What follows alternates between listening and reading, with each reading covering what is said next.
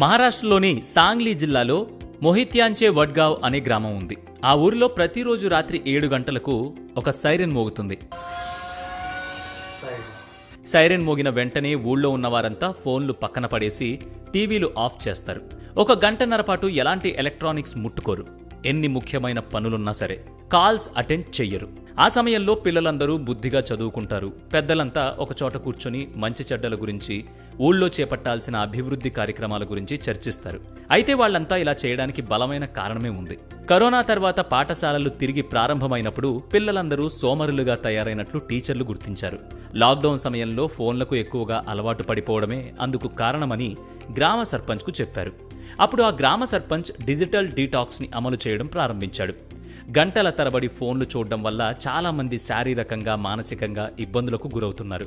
కాబట్టి ఫోన్లు లేదా ఇతర డిజిటల్ వస్తువులను ఉపయోగించకుండా దూరంగా ఉండటాన్నే డిజిటల్ డీటాక్స్ అంటారు. ఈ డిజిటల్ డీటాక్స్ వల్ల సెన్స్ ఆఫ్ సెల్ఫ్ అవేర్నెస్ పెరుగుతుంది. సోషల్ ఇంటరాక్షన్స్ పెరుగుతాయి.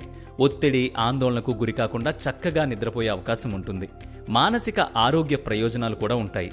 కాబట్టి మీరు కూడా మీ ఇంట్లో ఈ డిజిటల్ డీటాక్స్ విధానాన్ని అమలు చేసి చూడండి. మార్పు మీకే తెలుస్తుంది.